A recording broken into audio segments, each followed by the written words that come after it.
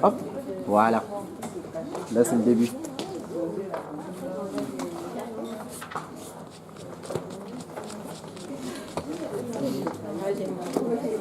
Oui, alors je suis là finalement.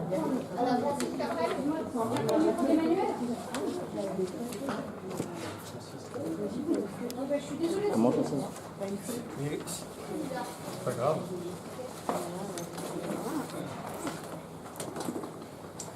Bon. Tout le monde est installé.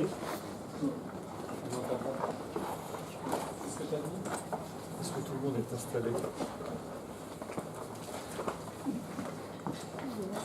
Voilà. Alors, bonsoir à toutes et bonsoir à tous. Ça fait vraiment un chanteur. Oui, ton guitare. Oui. Émilie, est-ce que tu veux bien remettre dans la prière, avec ou sans micro? Seigneur, tu vois l'état de nos cœurs, ton bénédiction de la semaine. Tu vois ce qui nous préoccupe, tu vois nos perspectives de l'avenir. Tu vois donc que cette soirée soit un coup de cœur dans notre semaine, pour on se pose, pour bien une soirée. On va pas apprendre plus de choses ce soir. On va se connaître mieux à la fin de cette soirée. J'invite vraiment de venir habiter notre temps ensemble. Je t'inspire, Thibaut, de tes pensées pour nous. Que tu toques à notre cœur, tu nous dises ce qui ne va pas dans nos vies, tu nous encourages quand on est du cœur. Je t'invite vraiment de venir t'asseoir à côté de nous. De réfléchir, de remplir le niveau de ton esprit, de changer. Amen. Ça va? On m'entend bien? Alors, la semaine dernière, on avait vu un passage sombre sur la destruction de Sodome et Gomorrhe. Et le point important qu'il fallait retenir, c'est que le Seigneur montre aussi par là qu'il est un Dieu de jugement, un Dieu de justice. Et qu'on aime bien mettre en avant son amour, sa bonté, sa compassion, mais on est moins à l'aise quand il s'agit de parler du Dieu de justice. Il y a des choses très troublantes dans la parole de Dieu, mais on voit que souvent il est patient, mais il y a un moment où le couperet tombe. Je ne sais pas si vous vous souvenez d'une chose, mais dans les échanges que Dieu avait avec Abraham, quand il lui annonçait qu'il y aurait la terre promise, il est dit plusieurs fois les Cananéens ou les Amoréens habitaient dans le pays. À chaque fois, c'est répété. Et à un moment, il est dit que leur péché n'est pas encore à son comble. C'était 4 ou 5 chapitres, 3 ou 4 chapitres avant le chapitre 19 de Sodome et Gomorrhe. Les Amoréens ou les Amorites, c'est un nom collectif que l'on donne aux habitants de ces villes de la plaine, où il y a Sodome, la capitale, Gomorrhe, Tséboïm, Bella, qui est Tsoar, et 13 villes au total. Et là, le péché est arrivé à son comble. C'est pour ça que Dieu a envoyé 2 anges destructeurs qui sont descendus pour dire à Dieu si ce qu'on lui a dit était vrai. Et la destruction a eu lieu. Et ce que je n'avais pas dit la semaine dernière, et que je vais redire là maintenant, c'est que dans les années 1925, il y a 2 archéologues américains qui ont exhumé 5 oasis, un haut lieu pour les festivités religieuses. Donc un haut lieu, on ne le bâtit pas dans une petite ville, on le bâtit quand il y a beaucoup de gens. Donc on sait que c'était une ville, un endroit très riche. Et on a trouvé des nécropoles dans lesquelles on a estimé qu'il y avait 500 000 squelettes dedans, qui ont été lancés à la hâte dans les fosses communes. Ça s'appelle un nécropole? Une nécropole. Nécro, la mort, polis, la ville. Et donc, ils ont fait. Alors, ils n'ont pas exhumé les 500 000 corps, mais ils ont fait une statistique. Ils ont vu ce qu'ils avaient trouvé au départ des tombeaux qui n'étaient pas faits pour y mettre plusieurs personnes, mais ils ont trouvé plein de squelettes amoncelés. Donc, Ce ne sont pas évidemment les gens de la ville, puisqu'ils sont tous péris. Ce sont les gens des alentours, quand ils ont vu la boule de feu, ils ont dit il y a un malheur, ils ont dû arriver, et on a vu que les 5 toits des nécropoles avaient été brûlés par le haut. Donc on sait qu'effectivement la mort est venue par un feu qui est descendu du ciel. Donc l'archéologie, assez récemment, a prouvé ce qui s'est passé à Sodome et à Gomorrhe. Maintenant, ce qui nous intéresse aujourd'hui, c'est le sacrifice d'Isaac. On dit toujours le sacrifice d'Isaac, en fait il n'a pas été sacrifié. Heureusement, mais c'était parti pour. Alors on va laisser parler le texte. On va lire, alors vous avez vu c'est assez court, on a 19 versets pour le deuxième chapitre et on ne lit que les 21 premiers versets du chapitre 21. Donc on va faire comme d'habitude 5 par 5. Qui est-ce qui a le micro ? Il est reparti là-bas. Il est reparti là-bas, c'est celui-là ? Ouais. Voilà. C'est ce qu'on dit, hein ? Micro trouvé, micro utilisé. Hein ? Allez. Jusqu'au 7. Inclus. L'Éternel se souvint de ce qu'il avait dit à Sarah, et l'Éternel accomplit pour Sarah ce qu'il avait promis. Sarah devint enceinte, et elle enfanta un fils à Abraham dans sa vieillesse, au temps fixé dont Dieu lui avait parlé. Abraham donna le nom d'Isaac au fils qui lui était né, que Sarah lui avait enfanté. Abraham circoncit son fils Isaac, âgé de 8 jours, comme Dieu le lui avait ordonné. Abraham était âgé de 100 ans à la naissance d'Isaac, son fils.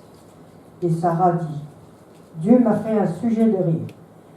Quiconque l'apprendra rira de moi. » Elle ajouta, « Qui aurait dit à Abraham, Sarah allaitera des enfants. Cependant, je lui ai enfanté un fils dans sa vieillesse. » Christophe, tu prends le relais. L'enfant grandit et fut sevré. Et Abraham fit un grand festin le jour où Isaac fut sevré. Sarah vit rire le fils d'Agar, l'égyptienne. Le fils qu'Agar, l'égyptienne. Oui, c'est ça. Le fils qu'Agar, l'égyptienne, avait enfanté à Abraham. Et elle dit à Abraham, chasse cette servante et son fils, car le fils de cette servante n'héritera pas avec mon fils, avec Isaac. Cette parole des plus forts aux yeux d'Abraham à cause de son fils. Mais Dieu dit à Abraham, que cela ne déplaise pas à tes yeux à cause de l'enfant et de ta servante. Accorde à Sarah tout ce qu'elle te demandera, car c'est d'Isaac que sortira une postérité qui te sera propre. Je ferai aussi une nation du fils de ta servante, car il est ta postérité. Abraham se leva de bon matin, il prit du pain et une outre d'eau qu'il donna à Agar et plaça sur son épaule. Il lui remit aussi l'enfant et la renvoya. Elle s'en alla et s'égara dans le désert de Beersheba. Quand l'eau de l'outre fut épuisée, elle laissa l'enfant sous un des arbrisseaux et elle alla s'asseoir vis-à-vis, à une portée d'arc, car elle disait que je ne vois pas mourir mon enfant. Elle s'assit donc vis-à-vis de lui, éleva la voix et pleura.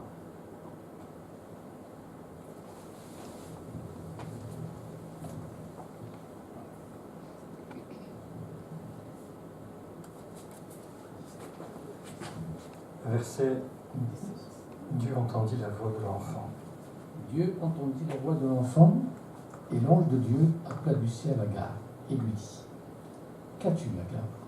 Ne crains point, car Dieu a entendu la voix de l'enfant dans le lieu où il est. Lève-toi, prends l'enfant, saisis-le de ta main, car je ferai de lui une grande nation. » Et Dieu lui ouvrit les yeux, et il vit et put d'eau.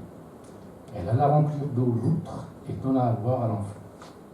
Dieu fut avec l'enfant, qui grandit, habita dans le désert, et devint tireur d'arc. Il habita dans le désert de Paran, et sa mère lui prit une femme du pays d'Égypte. On passe le relais. Au boulot. Après ces choses, Dieu mit Abraham à l'épreuve et il lui dit, « Abraham !» Il répondit, « Me voici. » Dieu dit, « Prends ton fils, ton unique, celui que tu aimes, Isaac, va-t'en au pays de Morija, et là offre-le en holocauste sur l'une des montagnes que je te dirai. Abraham se leva de bon matin, scella son âme, et prit avec lui 2 serviteurs et son fils Isaac. Il fendit du bois pour l'holocauste et partit pour aller au lieu que Dieu lui avait dit. Le troisième jour, Abraham leva les yeux, vit le lieu de loin, et Abraham dit à ses serviteurs, « Restez ici avec l'âne. Moi et le jeune homme, nous irons jusque-là pour adorer, et nous reviendrons auprès de vous. » Abraham prit le bois pour l'holocauste, le chargea sur son fils Isaac, et porta dans sa main le feu et le couteau. Et ils marchèrent tous 2 ensemble.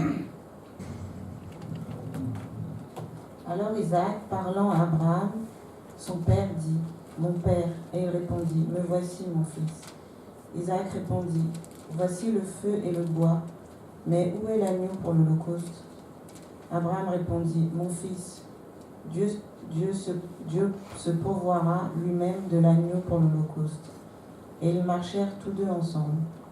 Lorsqu'il fut arrivé au lieu que Dieu lui avait dit, Abraham y éleva un autel et rangea le bois. Il lia son fils Isaac et le mit sur l'autel par-dessus le bois. Puis Abraham étendit la main et prit le couteau pour égorger son fils. Alors l'ange de l'Éternel l'appela des cieux et dit, « Abraham, Abraham !» Et il répondit, « Me voici. » L'ange dit, « N'avance pas ta main sur l'enfant et ne lui fais rien, car je sais maintenant que tu crains Dieu et que tu ne m'as pas refusé ton fils unique. » Abraham leva les yeux et vit derrière lui un bélier étendu, retenu dans un buisson par des cornes. Et Abraham alla prendre le bélier et l'offrit en holocauste à la place de son fils. Abraham donna à ce lieu le nom de Yahvé-Jiré. C'est pourquoi on dit aujourd'hui à la montagne de l'Éternel, il sera pourvu. L'ange de l'Éternel appela une seconde fois Abraham des cieux et dit, « Je le jure par moi-même, parole de l'Éternel, parce que tu as fait cela et que tu n'as pas refusé ton fils, ton unique. Je te bénirai et je te multiplierai ta postérité, comme les étoiles du ciel et comme le sable qui est sur le bord de la mer. Et ta postérité possédera la porte de ses ennemis. Toutes les nations de la terre seront bénies en ta postérité, parce que tu as obéi à ma voix. » Abraham étant retourné vers ses serviteurs, ils se levèrent et s'en allèrent ensemble car Abraham demeurait à Beersheba. Voilà. Alors déjà une remarque, les 7 premiers versets du chapitre 21, je les ai repris de la fin du chapitre 5.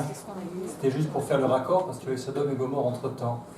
Donc pour qu'on remette bien les choses en perspective, j'ai repris ces versets qu'on ne va pas commenter, simplement noter qu'Abraham a 100 ans, Sarah à peu près 90 et Isaac 0 au moment de naître. Enfin, vous savez la caractéristique des cartes d'identité chinoises? Il n'y a pas d'âge. Si, il y a un âge. On met la date de naissance du premier jour de la conception. Parce que, ouais, c'est intéressant. Il faut moins 9. Alors, vous avez vu, il y avait 2 questions. Avez-vous relevé des points du texte qui vous ont surpris? Je t'ai entendu, Jean-Christophe. Rien ne vous a... Sur le passage en entier, Ivo? Oui, est-ce qu'on peut passer le micro? Voilà. Regarde s'il est allumé. Allô? Oui, pardon. Il y a une légende urbaine qui court un peu et qui dit que... alors pas Isaac, comment il s'appelle l'autre enfant? Ismaël. Ismaël, ce serait le premier des musulmans. Enfin, en fait, que les musulmans descendent d'Ismaël. Et en fait, il y a une phrase que tu as mis en gras qui est hyper intéressante, c'est tout à la fin. Il est dit « Toutes les nations de la terre seront bénies en ta postérité ». Oui. Autrement dit, on pourrait, en suivant la logique de cette phrase, dire que les musulmans d'aujourd'hui répondent à cette même bénédiction qui est portée par Isaac. Alors, ils ont tous les deux, chacun sa bénédiction, mais il y a une grande différence entre la postérité du côté d'Isaac, c'est-à-dire la postérité miraculeuse obtenue par une femme qui ne peut plus avoir d'enfant et par un homme qui ne peut plus avoir d'enfant, et la postérité qui est arrivée par des méthodes naturelles, c'est-à-dire par la servante égyptienne Agar. La différence entre les deux, est-ce que vous voyez laquelle est? C'est l'alliance. Dieu n'a fait alliance qu'avec la postérité miraculeuse d'Isaac. C'est ça la différence. On avait mis en parallèle, mais tu n'étais pas là. Tu viens de cette partie? On avait mis en parallèle les deux bénédictions, c'est mince, on dirait du copier-coller. Je ferai de toi une grande nation, et puis il dit à Ismaël, enfin il dit plutôt à Agar, et 12 princes naîtront de toi. Et je le multiplierai à l'extrême, je te multiplierai à l'extrême. Donc on se dit, mais c'est quoi la différence? Et justement, la différence, elle est là. Bon, dis donc, appelez-moi le régisseur. Voilà. Ah, c'est toi qui l'as fait au clavier? Bon, il faut que je fasse des gestes grands pour que... voilà. Bon, bah c'est du playback, hein, d'accord? Vous voyez? Dieu dit, certainement, Sarah, ta femme, t'enfantera un fils, on l'avait vu au chapitre 17, et tu l'appelleras Dieu Isaac, j'établirai mon alliance avec lui, comme une alliance perpétuelle pour sa postérité avec lui, après lui. Pourtant, il y a le laser, non? Tac. Bon. Mais si tu te mets devant l'ordinateur, ça sera bien, tu verras, les commandes ne marchent pas. Donc la grande différence, c'est effectivement l'alliance. L'alliance n'a été faite qu'avec... mais Dieu est bon parce que vous avez vu que plus tard il le bénit, il dit mais parce qu'Abraham, il est aussi ta postérité, justement il le redit. Quand il dit, verset 13, je ferai aussi une nation du fils de ta servante car il est ta postérité. Dieu a donné une parole et il s'y tient, il est fidèle, donc il va aussi bénir Ismaël et ses descendants.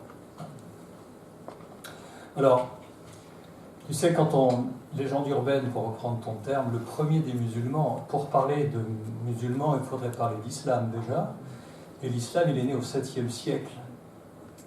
Donc c'est un peu un anachronisme, on veut le dire.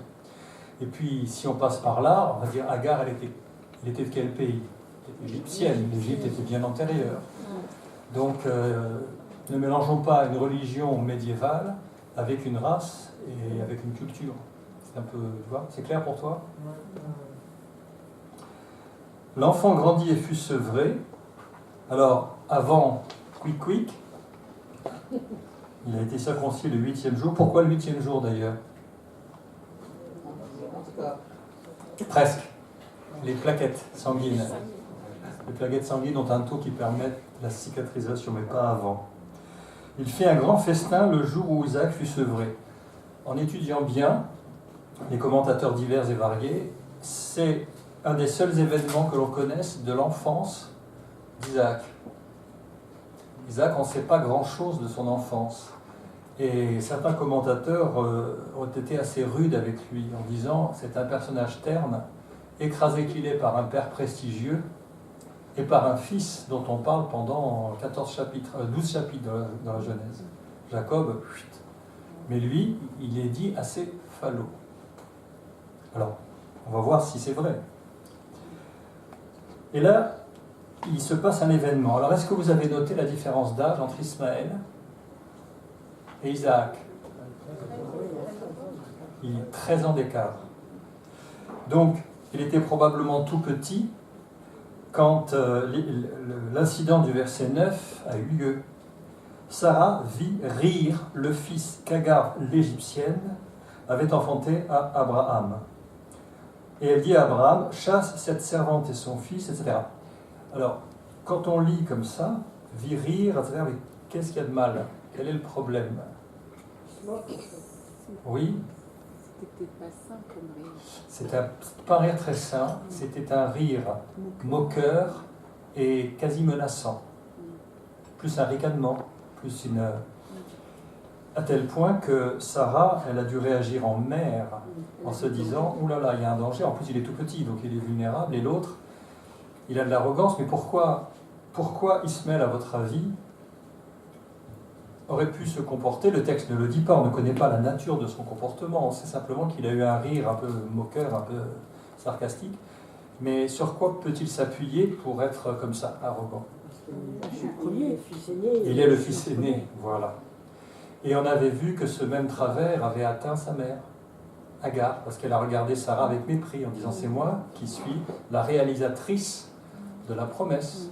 Donc elle a dû peut-être, comme on dit, bourrer le mou à son fils en lui mettant cette idée-là. Et là, Sarah, elle se dit « oula ». C'est pas simplement qu'il y a une inimitié entre les deux demi-frères, c'est qu'elle voit, je pense, plus loin avec l'alliance qui est derrière. Elle se dit, oulala, vous savez qu'il y a une tradition qui est terrible, c'est que dans les dynasties royales, par exemple, imaginez les mœurs de l'Antiquité, quand il y avait plusieurs frères et qu'un frère, le frère aîné en général, accédait au trône, il s'arrangeait pour liquider tous ses frangins. Vous en avez des exemples dans la parole de Dieu dans le livre des rois. Et il y a un roi qui a été plus sage que les autres pour sauver ses fils. Quand son fils aîné est arrivé au trône, tous les autres fils, il les a expédiés partout dans le Moyen-Orient pour qu'ils ne soient pas là. Et il leur a donné plein de femmes pour les occuper, c'est ce que dit le texte. Il leur donna beaucoup de femmes. Et comme ça, il a sauvé la vie de ses fils, parce qu'il savait que le fils aîné, il zigouillerait. Regardez ce qu'a fait Salomon.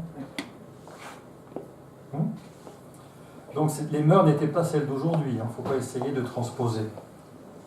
Et alors là, elle se tourne vers Abraham et elle donne cette instruction, chasse cette servante et son fils, car le fils de cette servante n'héritera pas avec mon fils, avec Isaac. Vous vous souvenez alors je ne l'ai pas là, je ne peux pas vous le remettre, mais vous l'aurez ici. On voit un moment, je crois, pas dire de bêtises, il me semble que c'est le chapitre 3, mais est-ce que je me trompe? À un moment, non, c'est pas le chapitre 3, c'est là où vous avez, chapitre 5, naissance d'Isaac, il y a une photo d'une stèle en pierre, qui est le fameux code d'Hammurabi, c'est page 37 pour vous. Et là, on avait vu que dans plusieurs civilisations de l'époque qui étaient contemporaines d'Abraham, il était prévu que quand une femme ne pouvait pas avoir d'enfant, le mari allait vers une servante, que la femme accouchait sur les genoux, c'est une expression, sur les genoux de la mère, et l'enfant lui appartenait. Donc ça, c'était parfaitement inscrit. Et quand elle dit l'héritage, eh bien, même si Ismaël est le fils aîné d'Abraham, en tout cas, on avait le droit dans les codes de l'époque de donner l'héritage, non pas au fils aîné, mais au fils naturel qui était venu plus tard. C'était assez rare, mais c'est exactement ce qui s'est passé. Il y a un fils aîné qui est né par le plan B, avec Agar, et puis la promesse est enfin réalisée, et Isaac est né naturellement, c'est l'enfant de la promesse. Eh bien, il était parfaitement légitime de dire au fils aîné pas naturel, eh bien non, c'est pas toi qui hériteras, c'est le cadet dans la lignée parce qu'il est mon sang, il est issu de mes reins. Donc quand Sarah vous dit il n'héritera pas avec mon fils, elle inclut dans le package probablement la promesse et les richesses d'Abraham. Il y avait tout ça qui devait être dans sa tête. Qu'est-ce que vous pensez de ce choix-là? Les mères, là, parmi nous. Est-ce qu'elle a eu raison d'agir comme ça? Est-ce qu'elle a été trop rude? Est-ce qu'elle a été sage? Qu'auriez-vous fait à sa place? Alors je le redis pour que ça soit enregistré, parce qu'elle dit elle a sauvé son fils surtout. Et les autres, qu'est-ce que vous en pensez? Ça va aussi avec le caractère de Sarah, de ne pas faire confiance à Dieu, mais de reprendre les choses en main quelque part, de dire ok.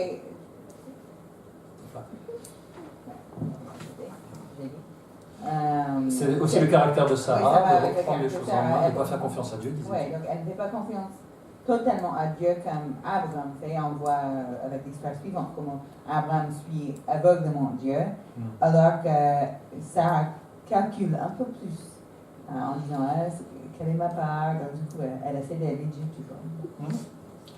Vous êtes d'accord? Elle est dans le matériel et Abraham dans le spirituel. Alors, Un côté Marthe. elle a un côté Marthe. Oui, alors, tu dis, elle est dans le matériel et Dans et le lui, visible. dans le visible, dans le pragmatique probablement. Abraham, il est dans le spirituel. En tout cas, beaucoup de textes dans le Nouveau Testament parlent d'Abraham, moins de Sarah. Et on présente Abraham comme étant un homme qui regardait non pas aux choses visibles, mais aux choses qui sont invisibles, à la cité céleste, qui a de solides fondements dont Dieu est l'architecte et le constructeur. Mais je pense qu'à l'époque, il faut voir aussi le rôle de la femme qui gérait beaucoup de choses. Elles étaient obligatoirement pragmatiques comme aujourd'hui. Mais il n'y en avait pas beaucoup des Sarah qui avaient un mari qui était un seigneur et qui avait ce niveau de prestige, de richesse et de responsabilité. Mais en tout cas, elle avait sa façon à elle d'interpréter les promesses que Abraham, son mari, a reçues. Sa façon d'interpréter, puis effectivement, je suis assez d'accord quand... ce que j'aime, moi, dans la parole de Dieu, c'est que quand on parle d'une même personne, c'est pas comme dans les séries américaines où les personnages changent de psychologie au gré des scénaristes. Elle est très constante. D'un bout à l'autre, elle a le même caractère. Elle veut prendre les choses en main. On l'a déjà vu avec le coup d'Agar. Bon, allez, Dieu tarde, on va lui donner un petit coup de main. Et puis là, non, attention, il y a un danger, effectivement. Il faut agir. Mais vous imaginez quand même la violence pour Abraham, parce que c'est son fils quand même. Donc elle lui dit, allez hop, chasse la mère et le fils, et il n'héritera pas. On dirait qu'elle a décidé. Enfin, c'est marrant parce que c'est plutôt à lui de dire les choses, c'est lui chef de famille, mais elle lui dicte ce qu'il faut faire. Et d'ailleurs, vous avez vu la réaction au verset 11 d'Abraham. Ah ben non. Cette parole des plus forts aux yeux d'Abraham à cause de son fils. Ça fait quand même 13 ans qu'il est son fils, donc vous imaginez, il a un attachement avec lui, il a dû lui apprendre des tas de choses. Il a dû lui parler aussi de Dieu énormément. Et puis tout à coup, Sarah craque, elle dit, allez hop là, fiche-le dehors avec sa mère. Donc c'est très sobre la parole de Dieu. Des plus forts. Des plus forts. On a un autre déplaire fort dans la parole de Dieu. C'est après l'épisode de Bathsheba, David, si je ne me trompe pas. Quand on raconte tout ce qu'il a fait assassiner Uri le Héthien, il est rentré, il a dit hop, il a attendu que, puis après, ça s'est terminé là. Et on dit ce que fit David des plus forts à l'Éternel. Et il lui envoie Nathan, le prophète, pour lui parler. Donc des plus forts, c'est vraiment très fort. Et tellement fort d'ailleurs qu'il a fallu que Dieu intervienne pour lui dire, ne t'inquiète pas, c'est dans le plan. Ne t'inquiète pas, je prendrai soin d'Ismaël et d'Agar. Ne t'inquiète pas. Et il lui dit que cela ne déplaise pas à tes yeux à cause de l'enfant et de ta servante. Il sait très bien ce qui se passe dans le cœur d'Abraham. Dieu nous connaît. Accorde à Sarah tout ce qu'elle te demandera, car c'est d'Isaac que sortira une postérité qui te sera propre. Là, pourquoi Dieu rappelle-t-il, car c'est d'Isaac que sortira une postérité qui te sera propre, comme si il ne le savait pas déjà. Il a quand même entendu 4-5 fois. Pourquoi il juge bon de lui redire maintenant? Il le remet dans la perspective de tout ça. Il le remet dans la perspective en lui disant, c'est d'Isaac, n'oublie pas. Ça fait 13 ans que le plan B a eu lieu. Donc tu as peut-être oublié les circonstances dans lesquelles ça s'est fait, mais je n'ai jamais dit que ce serait Ismaël avec qui je ferai alliance. Je m'en tiens à ma parole initiale. Donc Abraham ne perd pas la vision que je t'ai donnée au départ. C'est de toi que sortira une postérité, en plus, qui te sera propre. Vous savez, quand on utilise le mot propre, bon, c'est le contraire de ça, d'une part, mais propre, c'est à soi, intrinsèque. Les pharisiens, les sadducéens, les hérodiens, etc., étaient furieux parce que Jésus disait de Dieu qu'il était son propre Père, pas qu'il était son Père. Il aurait dit Dieu est mon Père, c'est pas un problème parce que Abba, c'est courant, les Juifs disaient, appelaient Dieu Père, mais il faisait de Dieu son propre Père, de même essence, et c'est ça qui les a rendus furieux. Donc une postérité qui te sera propre, issue de tes reins, dit l'Hébreu. Mais il console le père en lui disant, ne t'inquiète pas, je ferai aussi une nation du fils de ta servante. Il l'avait déjà dit avant, hein. Et il dit bien, car il est ta postérité. Il dit aussi à Abraham, écoute, il y a la vision initiale, il y a la promesse, mais je n'ai pas perdu de vue qu'il est aussi ton fils et tu es son père. Donc Dieu est père aussi. Donc il lui dit, ne t'inquiète, car il est ta postérité. Il dit, je n'oublie pas cet aspect, ne t'inquiète pas, je ne le défavoriserai pas, puisque je vais faire de lui 12 princes. C'est ce que l'on a vu dans les chroniques, on a les noms des 12 princes, 12 tribus qui sont issues d'Ismaël. Il a été exaucé. Hein. Donc il est ta postérité. Genèse 17, verset 20. À l'égard d'Ismaël, je t'ai béni. Voici, je le bénirai, je le rendrai fécond et je le multiplierai à l'extrême. Il engendrera 12 princes et je ferai de lui une grande nation. C'est au chapitre 17 et au verset 20. C'est la promesse de Dieu. Bon, j'imagine la scène. C'est dès le lendemain, vous avez vu qu'il ne met pas 3 heures à obéir. Hein. Enfin, il ne met pas 3 ans à obéir. Hein.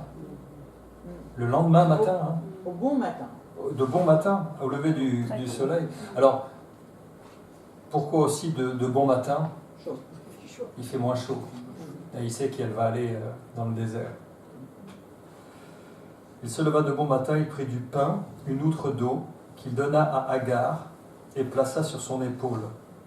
Il lui remit aussi l'enfant et la renvoya. J'imagine qu'il devait avoir le cœur sacrément serré. Ouais. Mais, quelle est la qualité, encore une fois, d'Abraham que l'on sent ici? La foi. La foi. La foi. Dieu lui a dit qu'il ferait d'Ismaël une grande nation, etc. À vue humaine, un peu de pain, une gourde d'eau, vous ne traversez pas le désert. Hein. Ouais. Vous n'allez pas loin. Hein. Donc, il a fait encore une fois confiance à Dieu pour prendre soin d'Ismaël. Mais je me suis demandé pourquoi il n'a pas envoyé... il était riche, donc il aurait pu emmener... une caravane. Oui, une caravane, quelque chose. C'est vrai. Au moins un chameau, tu vois.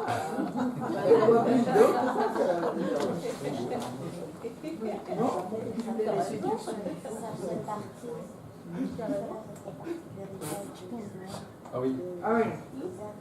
Je pense que s'il leur avait donné plus, oui, il aurait pris donc sur l'héritage d'Isaac. Alors probablement, mais il était à mon avis tellement riche que quelques chameaux de ci de là n'auraient pas oblitéré beaucoup son héritage. C'est quand même son héritage.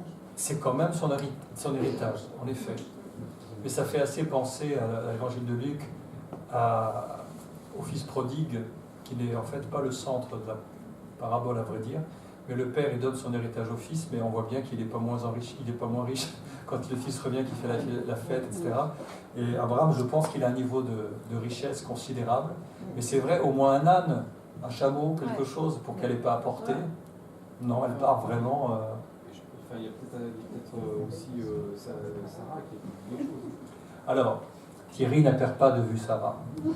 Il nous dit, peut-être que Sarah, elle a dit, peut-être que lui, il avait l'intention d'eux, et puis qu'elle a dit, ben non, pas question. Bon, c'est une interprétation. Mais non, Dieu il dit, fais tout ce que ta femme te dira de faire.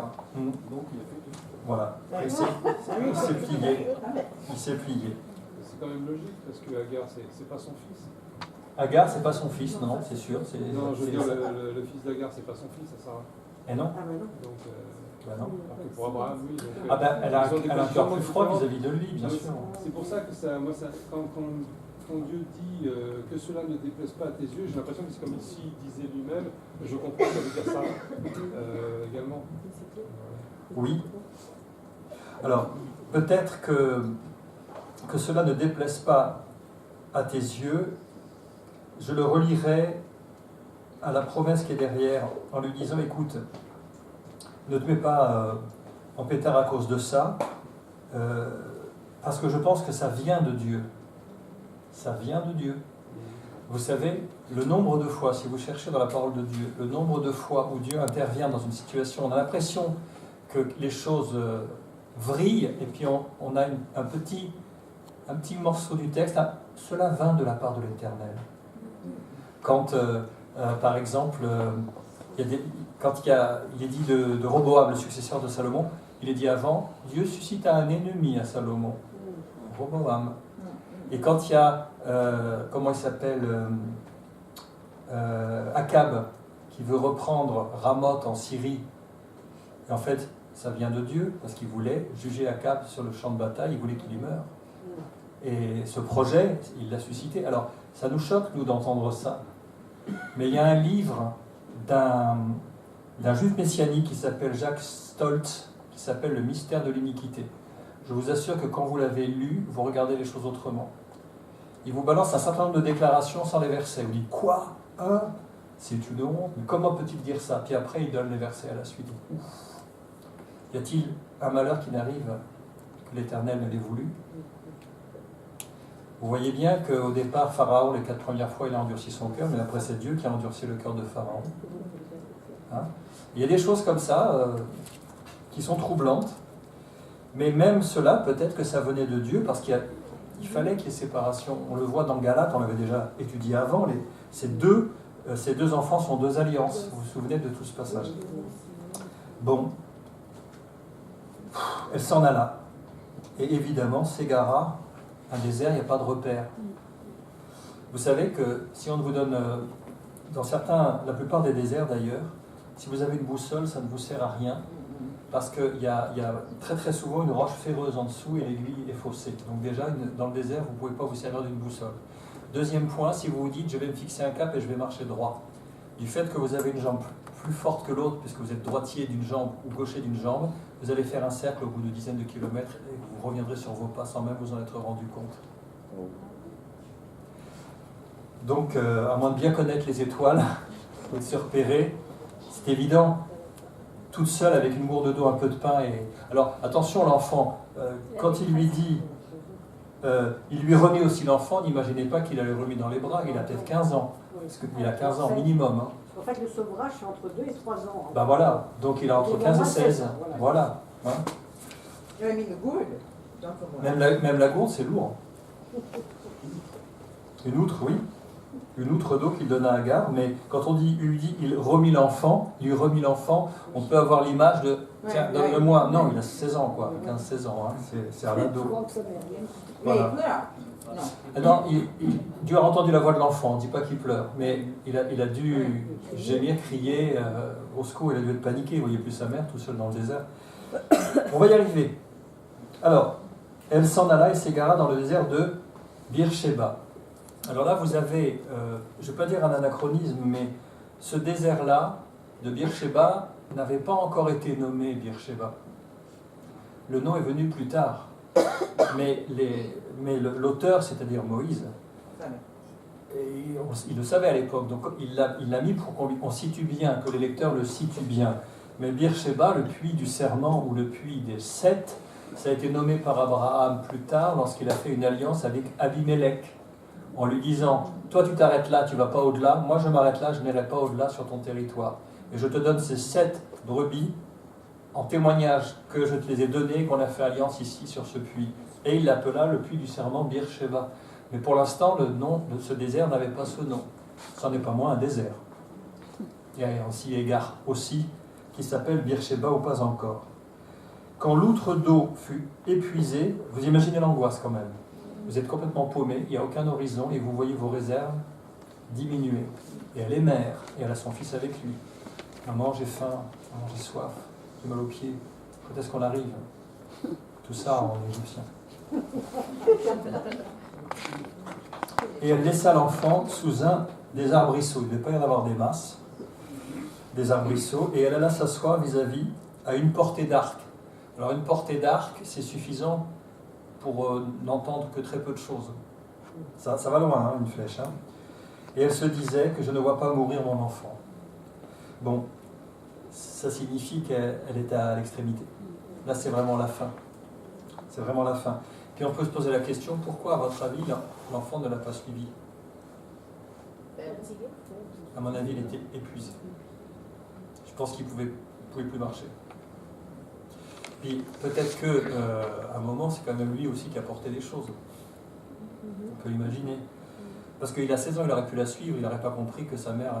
ou alors elle lui a dit, reste là, mais la question idiote, c'était, où vas-tu? Dans un désert, Donc il devait, à mon avis, être épuisé. Le gamin, il était dans une détresse folle. Et voilà, il y a quelque chose, c'est terrible son cri, que je ne vois pas mourir mon enfant. Oui. C'est la détresse. Hein. Donc elle s'assit, elle élève la voix et elle pleure. Et là, Dieu entend sa voix. La voix de l'enfant. La voix de l'enfant. C'est quand même étonnant. Dieu entendit la voix de l'enfant. Pourtant, elle élève la voix et elle pleure. Alors ça ne veut pas dire que Dieu est sans cœur en disant « toi je t'entends pas ». Mais le texte précise quand même que c'est la voix de l'enfant. C'est pas ce qu'il a dit. Mais comment ? On ne peut pas fréquenter Abraham pendant 13 ou 15 ans sans être tourné vers Dieu à un moment, je pense. N'oubliez pas que Agar, elle est égyptienne, elle faisait partie du package que le pharaon avait donné à Abraham pour s'en débarrasser. Quand elle était sa jeunesse, elle l'a fait en Égypte. D'ailleurs, quand elle s'est enfuie de son propre chef la première fois, qu'est-ce qu'elle a fait ? Elle s'est dirigée vers l'Égypte pour retourner vers les siens. Mais Ismaël, il est fils d'Abraham, il n'a connu que la maison d'Abraham, il n'a entendu que le nom de l'Éternel, en tout cas les 3 noms que Abraham avait découverts. Elle, le Dieu Tout-Puissant, El Shaddai, voilà, et Elolam, je crois, en hébreu. Et donc, peut-être que l'enfant, lui, a invoqué le nom de l'Éternel. Le texte ne le dit pas, mais ce n'est pas déraisonnable de l'imaginer. Et Dieu répond. Et l'ange de Dieu, je n'ai pas compté, mais ça fait combien de fois que l'ange de l'Éternel fait son apparition dans ce chapitre, enfin dans ce livre de la Genèse. Ce serait intéressant de compter, mais à vue de pif, on est à 6 ou 7 là déjà, si ce n'est pas plus. Hein.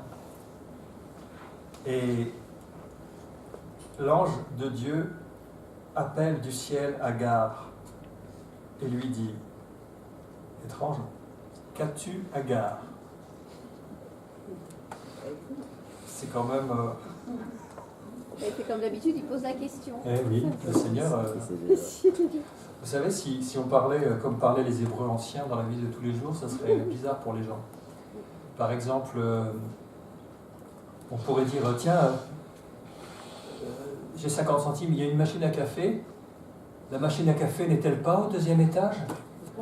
C'est comme ça qu'ils parlent les Hébreux. N'est-il pas le fils de machin ? C'est une façon de communiquer. Qu'as-tu Agar ? Alors, ne crains pas, car Dieu a entendu la voix de l'enfant dans le lieu où il est. Ça, c'est merveilleux, parce que c'est même pas pour elle qu'elle se fait du souci. C'est pour son fils. Donc il lui dit, ne vous inquiète pas, je m'en occupe. Vous savez combien de fois le « ne crains pas ou n'aie pas peur » apparaît dans la Bible ? Beaucoup, on l'a vu. Alors beaucoup, oui. C'est assez étonnant parce que c'est... Alors vous êtes... Exactement, voilà. 365, une fois par jour. Ne crains pas, n'aie pas peur. A entendu la voix de l'enfant dans le lieu où il est. Lève-toi, prends l'enfant, saisis-le par ta main, car je ferai de lui une grande nation. Alors, mettez-vous à la place. Vous êtes complètement assoiffé, vous n'avez plus de force. Et Dieu vous dit, enfin dit à la mère, va, retourne sur tes pas, là où tu l'as laissé, prends-le par la main, c'est-à-dire soulève-le, emmène-le avec toi, car je vais te montrer des vies que tu as, je vais te montrer de l'autre, car je ferai de lui une grande nation. On a envie de dire, ça me fait une belle jambe dans la situation où je suis.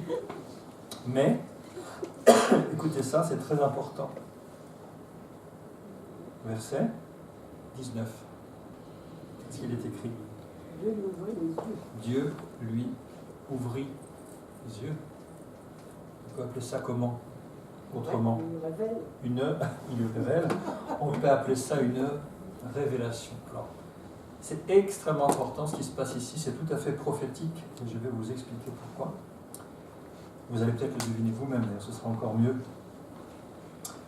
Et elle vit un puits d'eau. On dirait, c'est Rachid qui nous l'avait rappelé, qu'en arabe on dit aussi la même chose, on dit un œil d'eau. C'est toi qui m'avais dit, hein. Un œil d'eau. Une source, un puits, un œil en hébreu. Parce que c'est rond, et puis du haut du ciel, avec l'eau, ça brille. Un œil d'eau. Elle alla remplir d'eau l'outre et donna à boire à l'enfant. Et puis après, il y a un grand saut dans le temps. Ils vécurent heureux et ils eurent beaucoup d'enfants. C'est un peu ça. Dieu fut avec l'enfant qui grandit, habita dans le désert, devint tireur d'arc, donc un chasseur. Hein. Il habita dans le désert de Paran et sa mère lui prit une femme du pays d'Égypte. Alors, lui ouvrit les yeux, c'est une révélation. Il lui révèle une source d'eau qui donne la vie. Est-ce que ça vous rappelle quelque chose? Quiconque boira de cette eau aura encore soif. Mais celui qui boira de l'eau que je lui donnerai n'aura plus jamais soif. Et l'eau que je lui donnerai jaillira de son sein jusque dans la vie éternelle. Et cette source, comment est-ce qu'on peut la découvrir? Personne ne connaît le Père si ce n'est le Fils. Et personne ne connaît le Fils si ce n'est le Père et celui à qui Dieu veut le révéler. Personne ne vient à moi si le Père ne l'attire. Tout ça, c'est l'évangile de Jean que je vous ai cité. Et il aura fallu que Dieu ouvre nos yeux pour nous amener à la source, comme pour Agar. On n'avait aucune part à l'alliance. On était comme elle, Égyptiens finalement, ennemis. Et Dieu nous a ouvert les yeux pour qu'on voit la source. Et vous allez voir qu'il se passe quelque chose de très important à cet endroit précis. Donc là, on se dit, Dieu est bon, Dieu est fidèle, on ne sait pas comment il s'y est pris. Mais il a accompli sa promesse et on voit dans la suite des temps qu'Ismaël s'est multiplié, qu'il a eu 12 fils qui sont devenus 12 chefs de clan, 12 chefs de tribus, 12 nations. Donc il a multiplié Ismaël à l'extrême et il l'a béni. Donc Dieu a accompli avec fidélité toutes ses promesses à l'égard d'Ismaël, car il est aussi la postérité d'Abraham. Et vous avez vu, c'est extraordinaire parce qu'au début, la bénédiction n'était que pour le Isaac à venir. Et avec Sarah qui a pris les choses en main, avec le plan B, Ismaël est arrivé et Dieu a dit, bon, ma parole est ma parole, il est aussi la postérité, donc il faut qu'il ait aussi sa part de la bénédiction. Mais l'alliance, ça sera avec Isaac. Dieu est bon, hein. Et qu'est-ce que vous avez à dire sur le verset 21? Sa mère lui prit une femme du pays d'Égypte. Retour sur ceci. Quand j'ai relu ça, ceux qui à l'Égypte retournent à l'Égypte. Dans l'évangile de Jean, chapitre 15, verset 19, si vous étiez du monde, le monde aimerait ce qui est à lui. Mais parce que vous n'êtes pas du monde et que je vous ai choisi du milieu du monde, à cause de cela, le monde vous hait. Le monde aime ce qui est à lui. Agar, elle a connu que l'Égypte. C'est là qu'elle est bien. Elle y retourne. Elle donne une femme égyptienne. Pourtant, elle a été indirectement témoin de pas mal de choses par la cohabitation avec Abraham. Donc là, vous avez vu, j'ai mis quelques pointillés entre parenthèses parce que on ne peut pas tout étudier là. Parce que sinon, le parcours du salut, ça ne serait pas 25 sessions, ça serait 75. Hein. Ça a été dur de faire des choix et de dire bon, tant pis, ça je peux pas le montrer. Ah là, zut, j'aimerais bien montrer ça. Tellement de choses. Surtout dans l'Exode, après, vous allez voir. Alors, le passage en question que j'ai coupé, c'est celui-ci. Voilà, Abraham rencontre Abimelech, et c'est là qu'il y a l'alliance avec Abimelech, avec son général qui s'appelle Picol, pour être près d'un puits, c'est pas mal. Il lui dit, Dieu est avec toi dans tout ce que tu fais, jure-moi maintenant ici par le nom de Dieu que tu ne tromperas ni moi, ni mes enfants, ni mes petits-enfants, et que tu auras pour moi et le pays où tu séjournes la même bienveillance que j'ai eue pour toi. Abraham dit, je le jurerai. Et donc, il prit des brebis et des bœufs qu'il donna à Abimelech, et ils firent tous deux alliance. Et Abraham mit à part 7 jeunes brebis. Et Abimelech dit à Abraham, qu'est-ce que c'est que ces 7 jeunes brebis que tu as mis à part? Il répondit, tu accepteras de ma main ces 7 brebis, afin que cela me serve de témoignage que j'ai creusé ce puits. C'est pourquoi on appelle ce lieu Bir Sheba, le puits des 7, ou le puits du serment, ça veut dire les deux termes. Donc je vous le rappelle en accéléré, et c'est là qu'ils jurèrent l'un et l'autre, après quoi Abimelech est rentré dans son pays des Philistins, et Abraham, il a planté des tamaris à Beersheba, et là il invoqua le nom de l'Éternel, le Dieu d'éternité, nouveau nom. Abraham séjourna longtemps dans le pays des Philistins. Donc c'est tout ça qui se trouve dans les pointillés entre parenthèses. Et on arrive au chapitre 22.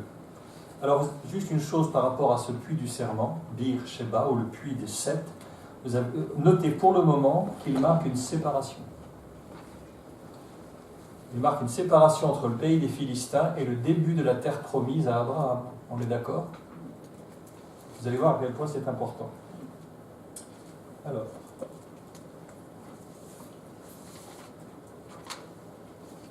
10 secondes, voilà. J'ai juste besoin. Est-ce que tu peux, s'il te plaît, passer à la suivante? Ah, tu l'as vu devant moi, d'accord, merci. Super. Voilà. Le puits de Bir Sheba. Rapidement, le puits a été donné à Agar par Dieu suite à une révélation. Ensuite, il est dit qu'il y a eu l'alliance avec Abraham et Abimelech, et dans ce désert, il a creusé un puits, Abraham. C'est peut-être ce puits-là ou un autre, mais en tout cas, c'est dans le même désert, c'est le même endroit.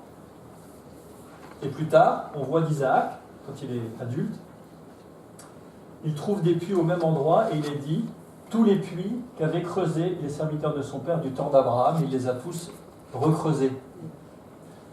Et il est dit, il creusa, dernier verset en bas, il creusa de nouveau le puits d'eau qu'on avait creusé du temps d'Abraham, son père, et qu'avait comblé les Philistins. Il l'avait chargé de poussière et de pierre, il les a recreusés, et il leur donna les mêmes noms que leur père leur avait donnés. Ça signifie qu'il s'est passé quelque chose d'important ici. C'est comme une borne qui marque une séparation. Isaac, il pouvait creuser des puits. Partout où il allait, Dieu lui faisait trouver de l'eau. Et les Philistins lui cherchaient querelle pour lui voler les puits. Donc il a dit, bon, il allait ailleurs, il en creusait un autre. On a trouvé de l'eau, les Philistins lui cherchèrent querelle. Il laisse, il va plus loin, il creuse un puits. Il trouve de l'eau, et là on dit, et on ne lui chercha pas querelle. Mais le texte précise qu'il a tenu à déboucher tous les puits qu'avait creusé son père. C'est extrêmement important parce que vous allez vous rendre compte, comment, voilà. Il s'est passé quelque chose de prophétique à l'endroit de Bir Sheba, puisqu'il y a eu une révélation de Dieu qui a montré une source. Cette source, Abraham, il en a fait un oasis. Quand on vous dit qu'il planta des tamaris, il a voulu marquer ce territoire-là, il a creusé des puits. Ensuite, il est dit que Dieu est apparu à Isaac à Bir Sheba, plus tard, Genèse 26. Et il a renouvelé avec Isaac l'alliance d'Abraham, son père. Et là, Isaac a bâti à Bir Sheba un autel. Et Jacob s'est établi à Bir Sheba, sur les traces de son père Isaac. Puis après, il est parti à Charan. Et quand il était vieux, il est revenu à Bir Sheba et il a offert des sacrifices au Dieu de son père Isaac. Et là, il y a une vision de Dieu et il a renouvelé l'alliance d'Abraham avec Jacob. Il s'en est passé des choses à Bir Sheba. Mais surtout, du fait que ce lieu marquait une séparation, l'expression depuis Dan au nord jusqu'à Bir Sheba a été utilisée dans toute la Bible pour donner la surface du territoire d'Israël. Dan, vous savez, quand il y a eu les 12 tribus, les fils de Jacob, sous Moïse, le territoire de la Palestine, enfin on ne l'appelait pas comme ça encore, mais Canaan, a été découpé pour les 12 tribus. Au nord, la plus au nord, c'était Dan. Et la plus au sud, elle s'arrêtait à Bir Sheba.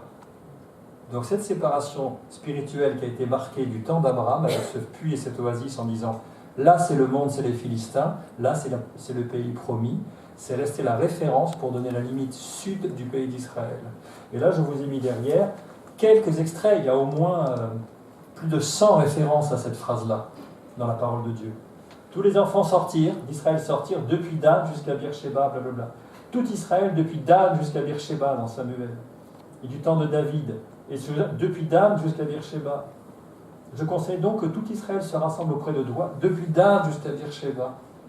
C'est intéressant. Il s'est passé une rupture, quelque chose. Comme si Dieu avait posé une pierre ce jour-là. Et on arrive au centre de cette affaire. Après ces choses, Dieu mit Abraham à l'épreuve. Alors, à ce sujet, il lui dit, Abraham, nous voici, prends ton fils, ton unique, celui que tu aimes. Ça vous rappelle qui, ça?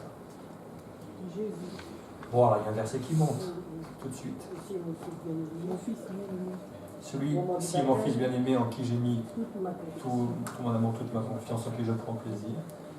Dieu a tant aimé Qu'il a donné son Fils unique, etc. Mm. On va voir tous les parallèles. Donc c'est bien marqué ici. Ton fils, ton unique, celui que tu aimes, Isaac. Ça ne veut pas dire qu'il n'aime pas Ismaël. Hein, mais voilà. Va-t'en au pays de Moria. Vous avez différentes orthographes parfois. Hein.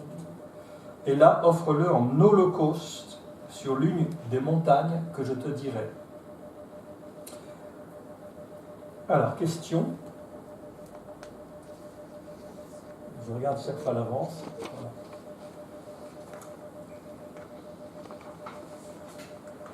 Là voilà la question.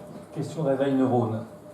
Pourquoi Dieu adresse-t-il à Abraham une demande en contradiction avec sa promesse et si cruelle, à l'image des sacrifices d'enfants qui se pratiquaient couramment au Moyen-Orient ancien?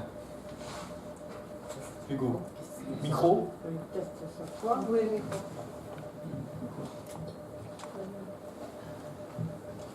Oh, oui. C'était pour savoir si Abraham était du monde ou alors suivant l'Éternel. Mettre à l'épreuve. Oui. Ok, je comprends. Quoi d'autre? Quel était le but, Thierry? Hop. Alors ça c'est une expérience personnelle, mais chaque fois que quelqu'un veut contester la royauté de Dieu et sa divinité, etc., quand j'ai eu des discussions avec eux, ils m'ont toujours dit, mais pourquoi est-ce que Dieu peut permettre une chose pareille? Comment est-ce qu'il peut avoir un cœur? Et donc quelque part, c'est pas seulement pour voir comment se positionner le cœur d'Abraham, mais quelque part tous les gens qui se confrontent à cette question, ils se positionnent. Ils ne le savent pas, mais ils se positionnent. Ceux qui ont la foi et qui se disent, mais non, mais Dieu, il va trouver une solution. Et ceux qui disent, non, mais Dieu ne peut pas penser des choses pareilles, c'est pas possible. Et tout de suite, ils le casent dans la case, l'autre case. Barbare, Dieu sanguinaire, etc., etc. Intéressant. Ok, une autre réflexion. Emily. Ça, c'est quelqu'un d'autre. Quelqu'un d'autre, c'est toi. Pour l'instant. Je trouve que c'est intéressant. Des fois, Dieu nous donne une promesse, ou Dieu donne une promesse à quelqu'un, et puis on peut avoir tendance à faire confiance à faire confiance, par exemple, à notre propre argent. Si Dieu dit, je vais accomplir ça, et Dieu dit, ok, je te donne de l'argent pour le faire, et du coup, notre confiance se détourne de la confiance en Dieu à la confiance en ce que Dieu a donné. Alors que Dieu a promis à Abraham que je ferai de toi une grande nation. Et du coup, là qu'il a Isaac, et il a la promesse, il peut se détourner de Dieu pour dire, j'ai plus besoin de Dieu puisque j'ai sa promesse, j'ai Isaac. Et donc du coup, je ne compte plus sur la personne de Dieu pour la suite. Alors que c'est comme si Dieu remettait tout à zéro du niveau. Les compteurs à zéro. Oui. Donc du coup, est-ce que tu me fais toujours aussi confiance qu'avant? Et si tu n'avais plus Isaac, est-ce que tu crois que je pourrais quand même faire de toi une grande nation avec ça? Donc je crois que c'était beaucoup plus pour Abraham et pour dire, ok, oui, Dieu, c'est vraiment que toi que je compte sur toi, pas sur moi-même, pas sur ton don, c'est vraiment sur la personne de toi. Tu veux ajouter quelque chose? Oui, je dirais juste que Dieu a éprouvé la foi d'Abraham pour voir si Abraham était attaché à lui ou plutôt à la bénédiction. Et des fois, on est plus attaché aux bénédictions qu'à Dieu qui donne la bénédiction. C'est bien. Alors moi, je vais aller un petit peu à contre-courant parce que j'ai essayé d'imaginer quand ils marchaient tous les deux côte à côte pour aller à l'hôtel, devait pas être très très bavard. Il dit quand même Dieu se pourvoira lui-même de l'agneau à un moment. Enfin, je ne veux pas surinterpréter, mais j'ai envie de me dire, à l'opposé des réflexions, là, il me dire, à un moment donné, il va me dire un truc, j'ai confiance en Dieu, j'ai Isaac, ok, mais il va faire quelque chose de miraculeux. Peut-être qu'il savait que c'était une épreuve par laquelle passer, mais sans pour autant, je ne sais pas comment dire. Ok, Isaac, on lui a dit, offre-le en sacrifice, mais dans ma tête, j'ai envie de me dire, il avait tellement confiance en Dieu qu'il devait dire, il va faire un truc extraordinaire, je sais pas, mais bon, peut-être que Isaac doit y passer un petit peu, je sais pas, je pense qu'il n'était pas Alors, on a la réponse à ça dans le complètement Nouveau Testament. fataliste. Bon. Oui, on a la réponse à ça. Tu sais que dans le Nouveau, il est dit qu'il avait, alors on va dire ça dans... Bon, on n'a plus de couverture, mais c'est pas grave. C'est dans Hébreux 11, avec les héros de la foi. Ben, on nous dit tout simplement qu'il était certain que Dieu avait le pouvoir de le ressusciter. Donc sa foi, elle va loin, hein. Elle va très loin.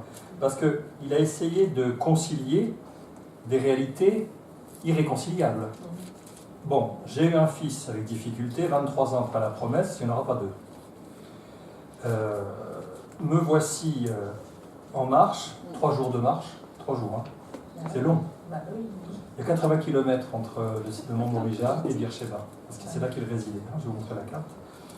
Et donc il est dit qu'il crut à la promesse, à la fidélité de celui qui avait la promesse, et il pensait, voilà, il pensait que Dieu est puissant même pour ressusciter les morts, et il retrouva son fils, ce qui est une préfiguration. Donc, oui, micro derrière juste. Ils ont marché tous deux ensemble 3 jours. Tu vois, qui être comme les 3 jours des ressuscités, Dieu combattra son. Enfin bon, moi j'ai envie de penser que en tout ce laps de temps-là, il s'est dit, bah non, il va y avoir une solution. Mais il y allait quand même, par obéissance. Ouais, il y allait quand même.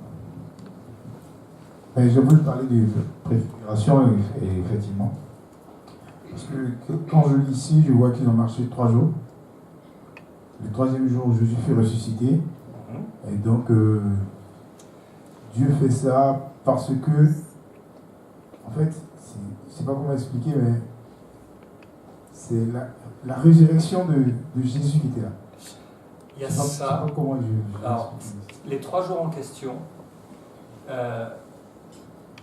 je ne pense pas qu'il faille les rapprocher des 3 jours qui ont séparé sa mise au tombeau et la résurrection, mais un autre groupe de 3 jours, dont je vais parler dans une seconde, tu vas voir. L'idée, c'est que Jésus, il a passé 3 jours à Jérusalem avant d'être crucifié. Comment? Non? Patientez un tout petit peu, puisque les réponses arrivent. Enfin, les réponses un peu à tout ce que vous avez dit, les gars. Le micro. Il y a aussi l'image, souvent quand on a un enfant, on a tendance à mettre nos enfants en premier. Oui. Et c'est aussi pour rétablir les choses, pouvoir est-ce que tu m'aimes à sa place. Plus que... Voilà. Quelque chose qui est ressorti voilà. C'est du vécu. Moi, je vais ajouter une chose par rapport à tout cela. Tu voulais ajouter quelque chose? Oui, non, vas-y, je dirai après. Micro. La prochaine fois, on va essayer d'optimiser les interventions. Ça te fait courir? Moi, il y a quelque chose qui me choque. Oui, c'était le but de la question. Parce que là, on parle de 2 personnages. On parle d'Abraham et de Dieu. Moi, j'aimerais qu'on se place à la position d'Isaac. Parce que là, la position d'Isaac, bon, on parle des 3 jours où il marche, on pose des questions, mais à un moment donné, il est ficelé quand même. Et il est sur l'autel. Mais on va donc là, je pense que la question, pour lui, elle est déjà tranchée, quoi. Oui, heureusement pas sa gorge encore, mais juste la question. Bien sûr, on en parle aussi. Donc c'est juste. Mais bien sûr. Jean-Christophe, tu voulais ajouter quelque chose tout à l'heure? Oui, mais attends le micro, pour que ça se enregistre. Merci. Voilà, la question que je me posais, c'était pourquoi Dieu avait fait ça? Et je me demande si c'est pas comme les fois précédentes, il s'est révélé à Abraham comme étant Dieu ceci, Dieu cela, etc. Et là, c'est Dieu qui pourvoit. Et c'est pour ça que j'ai l'impression que dans la déclaration d'Abraham à son fils, t'inquiète pas, Dieu pourvoira, c'est quelque chose qu'il découvre au travers ces 3 jours de marche. Donc, voilà.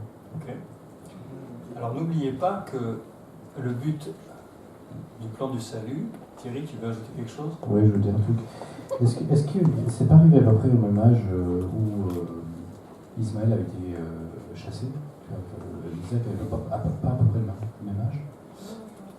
Il est dit après ces choses. Ouais, au début du chapitre 22, après ces choses, tu sais comment est la parole de Dieu. Un petit après, il peut se passer 12 ans, 20 ans, mais une il dit semaine. le jeune homme. Ouais. Donc il n'a pas 10 ans. Il a entre 20 et 25 ans. On peut imaginer qu'Abraham, si c'est dans ce cas-là, se dise, bah ça y est, peut-être que, enfin, ça aurait pu être une tentation de se dire, bah maintenant il faut que je paye un peu peut-être les conséquences de certains actes. Oui.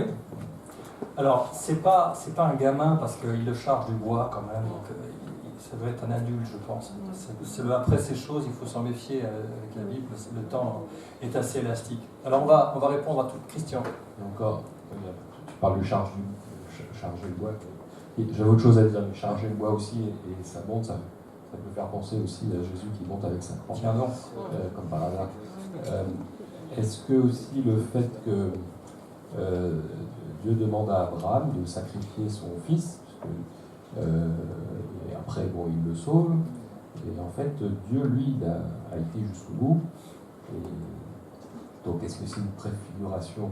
Bien sûr, c'est une préfiguration, mais dans l'explication de dire, bon, Dieu ne peut pas tuer quelqu'un, et pourtant il a sacrifié son fils pour nous. Donc, il y a un petit peu un petit problème. Donc, est-ce que le fait de dire, tiens, Abraham va sacrifier ton fils, et il le fait de bonne foi en disant, bah, j'y vais, c'est ce qu'on va demander, je ne pose pas de question. Et par contre, Dieu, après, avec Jésus, ne le fait pas. C'est pour notre bien. C'est quand même, ça reste quand même un... Alors, ça me permet, merci Christian, ça me permet justement de me brancher sur ce que j'allais dire. Ah, parce que... En même temps, à cette époque-là, il y avait des sacrifices d'enfants aussi. Oui, bien sûr. Donc, c'est pas quelque chose... Nous, ça nous choque aujourd'hui. Mais les sacrifices d'enfants, c'était des choses qui se faisaient dans les religions aussi autres. Ah oui, c'est pour ça que ça ne faisait pas partie des choses extraordinaires et plus abominables, je pense, que par rapport à sa foi, lui, oui, mais pas par rapport aux autres contextes. Aux autres contextes autour. Bien sûr.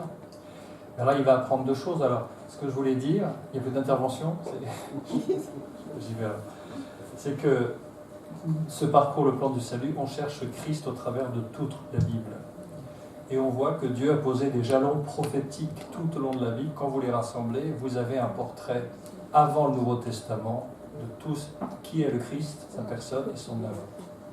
Donc Dieu a tenu à ce qu'il y ait cet épisode. Il n'avait évidemment pas l'intention qu'Abraham sacrifia son fils jusqu'au bout.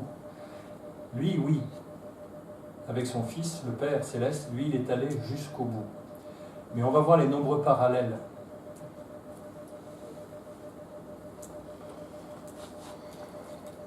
Alors, ici déjà, excusez-moi, je remonte. Vous avez vu cette flèche? Ici, c'est Beersheba. Le mont Morija, il est là, à l'endroit de Jérusalem. C'est 80 km, et 80 km, pas d'autoroute. Hein. Donc, il a fallu marcher. Donc ça, c'est la première chose. On sait qu'ils ont marché 3 jours, puisqu'il est dit, je l'ai mis en bleu, Abraham se leva de bon matin, sella son âne, et prit avec lui 2 serviteurs et son fils Isaac. Il fendit du bois pour l'Holocauste, et partit pour aller au lieu que Dieu lui avait dit. Le 3e jour, Abraham, levant les yeux, vit le lieu de loin. Donc ils n'étaient pas encore arrivés. Ils sont arrivés au bout de 3 jours. Donc ça fait une belle trotte. Alors le mont Morija, dont il est question, le voilà. On va suivre son histoire. C'est le lieu, effectivement, où le presque sacrifice d'Isaac a eu lieu. Plus tard, dans le 2e livre de Samuel, on en a déjà parlé, il y a eu 2 grands péchés de David, vous vous souvenez? Il y a eu l'affaire de Bathsheba et il y a eu l'affaire du dénombrement. Il a voulu connaître sa puissance. Là où Dieu avait dit, si on peut compter les étoiles du ciel et le sable de la mer, alors on pourra compter ta postérité. Donc l'orgueil de David en tant que roi de dire, tiens, sur combien d'hommes de guerre puis-je m'appuyer? Il a voulu connaître sa puissance. Et Dieu lui a dit, voilà, je te donne le choix entre 3 fléaux. Il lui a dit un mois de défaite devant tes ennemis. Il lui a dit 3 années de famine ou alors la peste. Et David a dit, je suis dans une grande angoisse.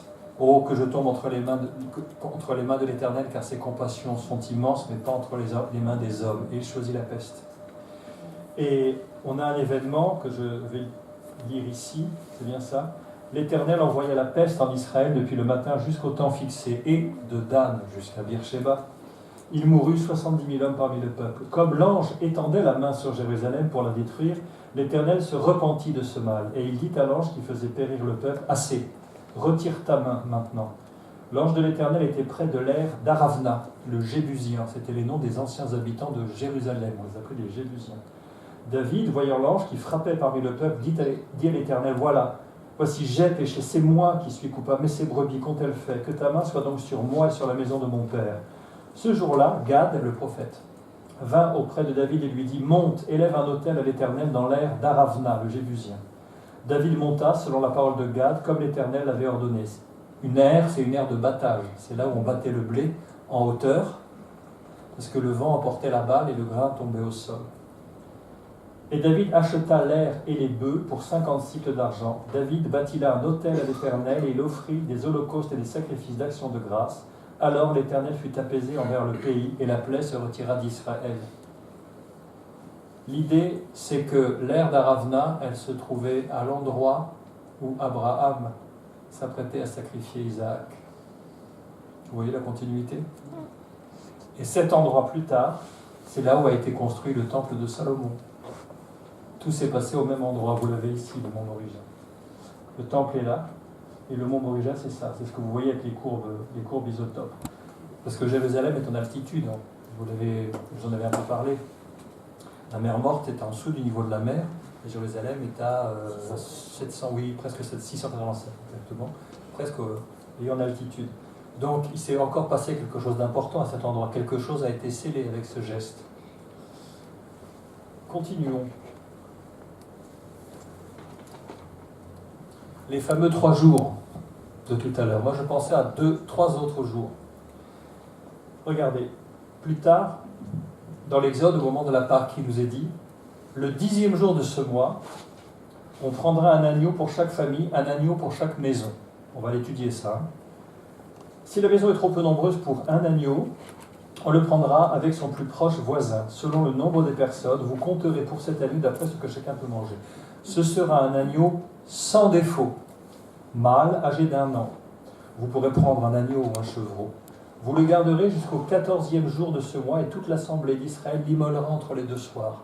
Ça veut dire qu'avant de sacrifier l'agneau de la Pâque, on devait le garder 3 jours chez soi pour vérifier qu'il n'avait pas de défaut, qu'il n'était pas aveugle, qu'il n'était pas boiteux, qu'il n'avait pas de dartre.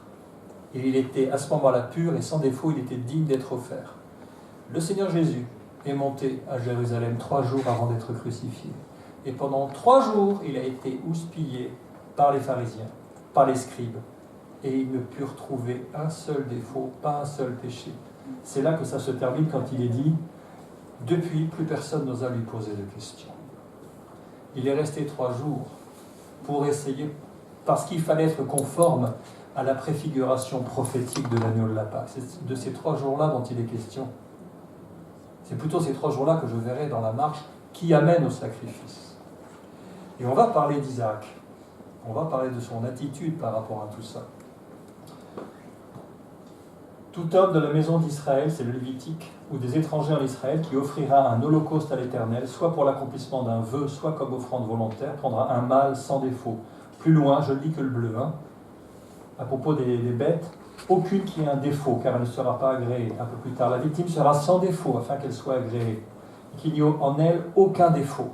Vous n'en offrirez point une qui soit aveugle, estropiée ou mutilée, qui ait des ulcères, la gale ou une dartre. Vous n'en ferez pas le sacrifice, ce ne sera pas agréé. C'était ce sens-là de garder 3 jours chez soi.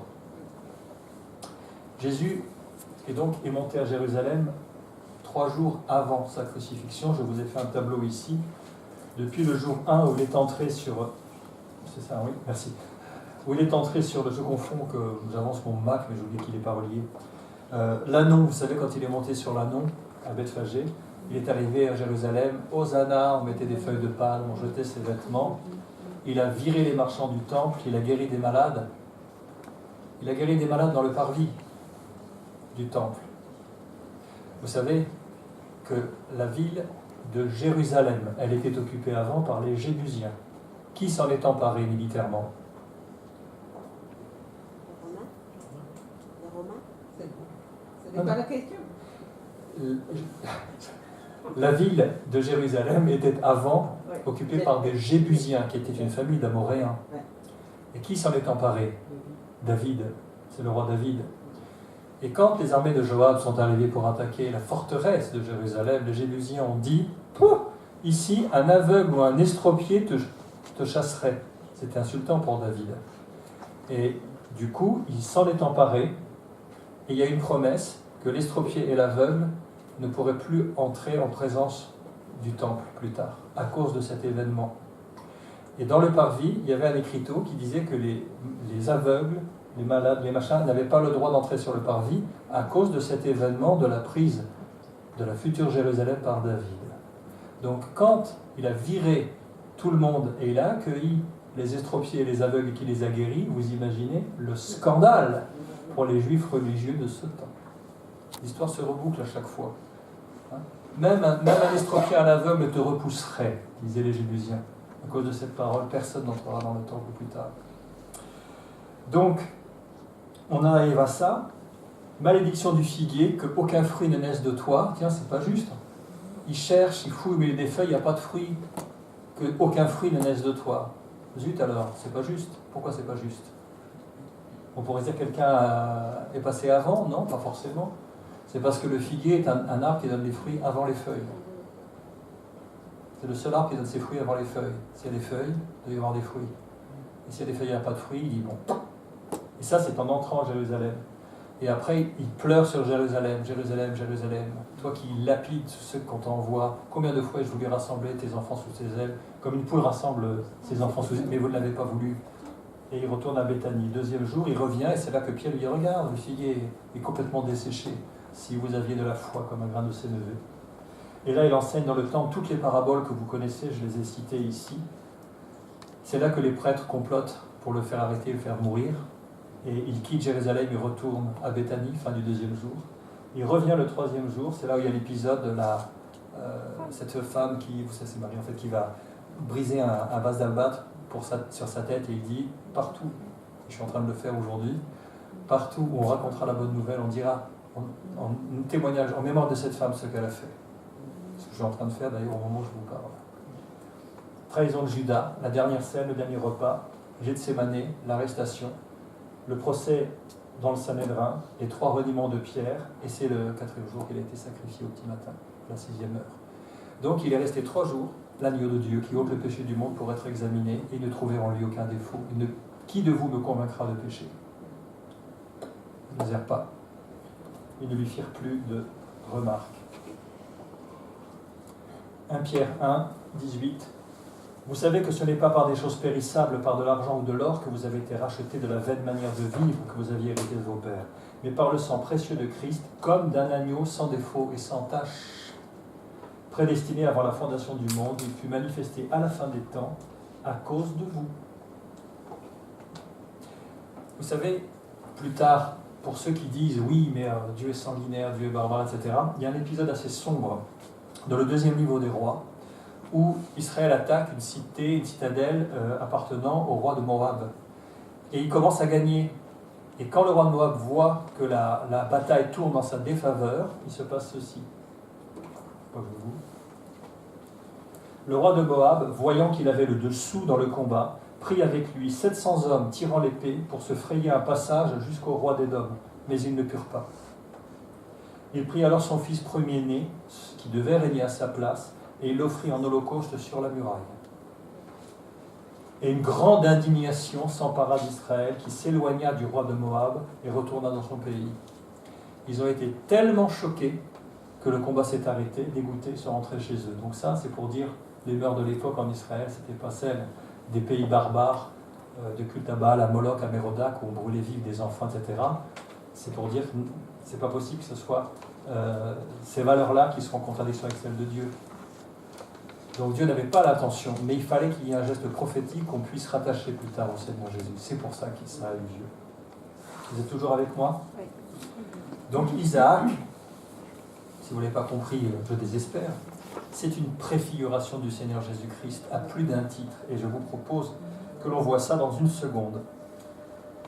Il se lève, on voit le troisième jour, et effectivement, il dit au serviteur, restez avec l'âne, moi et le jeune homme, nous irons jusque-là pour adorer, et nous reviendrons auprès de vous.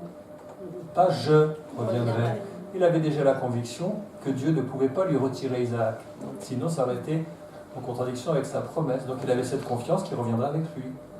Bon. Thibaut, je pense pas que là c'est juste pour pas que les deux serviteurs ils s'inquiètent et c'est un petit mensonge quand même. Alors non, je ne vois pas ça dans la personne d'Abraham de mentir, même pour rassurer, parce que je le mets en connexion avec ce qu'on vient de lire dans Hébreux 11, qu'il avait la conviction que Dieu pouvait le ressusciter. C'est en tout cas comme ça que les rabbins expliquent cet épisode. Abraham prit le bois pour l'Holocauste, le chargea sur son fils Isaac. Évidemment, c'est la préfiguration de Jésus portant sa croix. C'est évident. Il porta dans sa main le feu et le couteau. Oui, le feu et le couteau, il n'y avait pas de briquet, donc on allumait des cendres dans un petit récipient en argile, enfin en terre, avec un cordon, et puis régulièrement on remettait des branches dedans pour que le feu ne s'éteigne pas. Et ils marchèrent tous deux ensemble. 3 jours, c'est long. Et à un moment, effectivement, la question est posée. Mon père, me voici mon fils. Voici le feu, le bois, mais où est l'agneau pour l'Holocauste? Mon fils, Dieu se pourvoira lui-même de l'agneau pour l'Holocauste. On peut prendre ça en plusieurs sens. Il pensait peut-être que... Enfin, moi, je ne pensais pas qu'il allait dire Dieu a un plan B, en fait, ce ne sera pas Isaac, ce sera autre chose. Je ne pense pas. Je pense qu'il avait la conviction que Dieu lui avait demandé de faire ça et qu'il le ressusciterait. Donc en disant ça, c'était pour prendre une voie, pour ne pas inquiéter son fils et pas lui dire la vérité tout de suite. Mais quand il dit Dieu pourvoira, dans sa tête, il avait déjà pourvu, puisque l'instruction était claire. Et qu'est-ce qu'on peut dire du caractère d'Isaac? Lorsqu'ils furent arrivés au lieu que Dieu lui avait dit, Abraham y éleva un autel. Il lia son fils Isaac. C'était pas un... Il ne s'est pas défendu.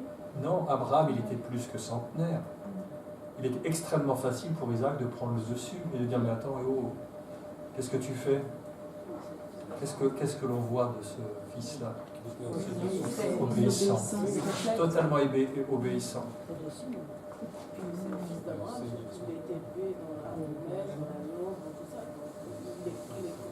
On ne peut pas être un fils sans foi avec un père qui a un homme de foi comme ça. C'est pas possible. Totalement confiance. Il s'est même lié. Voilà. Alors ça nous parle de beaucoup de choses. On va continuer. Puis Abraham étendit la main et prit le couteau pour égorger son fils. Donc l'intention était réelle. Enfin, s'il n'avait pas arrêté, il serait vraiment allé jusqu'au bout. Les textes nous disent ça. Et l'ange de l'Éternel l'appelle, Abraham, Abraham, me voici, n'avance pas ta main sur l'enfant, ne lui fais rien, car je sais maintenant que tu crains Dieu et que tu ne vas pas refuser ton fils, virgule, ton unique. Vous n'êtes pas posé une question étrange. Il y a une situation étrange ici. Je sais maintenant, mais il le savait. Dieu sait tout. Donc, oui, il sait tout, mais il faut que les choses aient lieu quand même, pour les entériner. Maintenant, alors, moi, c'est pas ça qui me... Alors, si, c'est juste. C'est juste, mais il ne faut pas oublier que quand Dieu nous met à l'épreuve, il y a deux informations qui partent. Il y en a une qui part vers Dieu et il y en a une qui part vers la personne. Où Dieu Abraham, il a reçu aussi l'approbation. Il a mis sa foi en action, ça c'est un premier fait. Mais vous n'êtes pas posé la question de savoir l'ange de l'Éternel qui sait dans l'histoire. Plus précisément, c'est le Christ avant son incarnation. Il est en train d'assister à la préfiguration prophétique de sa propre mort. Oula. Vous avez réfléchi à ça? Comment je le détermine que l'ange de l'Éternel, c'est le Christ avant son incarnation? C'est ça la question? Oui. Qui est-ce qui m'a posé? C'est toi, Hugo? C'est ça la question, oui. Ce serait long à expliquer, mais quand tu regardes tous les passages, par exemple, regarde Zacharie, ne jamais laisser une question sans réponse. Écoute bien. Alors Zacharie, elle a une petite révélation que je vous donne, que j'avais donnée au groupe du samedi. Tous les prophètes de l'Ancien Testament, ils sont dans un certain ordre, c'est pas pour rien, parce qu'ils ont tous bâti sur les prophéties de leurs prédécesseurs. C'est un travail de titan, c'est un chantier de titan de le vérifier. Mais ils ont bâti sur les prophéties les uns des autres. Et celui qui a fait la synthèse de tous les prophètes, c'est Zacharie. Vous avez du boulot pour des années. Vision au sujet de Josué, le souverain sacrificateur. Ça, c'est pas un verset, c'est juste le titre donné par Second. C'est Zacharie le prophète qui parle. Il me fit voir Josué, le souverain sacrificateur, debout devant l'ange de l'Éternel, et Satan qui se tenait à sa droite pour l'accuser. L'Éternel dit à Satan, que l'Éternel te réprime, Satan, que l'Éternel te réprime, lui qui a choisi Jérusalem. N'est-ce pas là un tison arraché au feu ? Or Josué était couvert de vêtements sales, et il se tenait debout devant l'ange.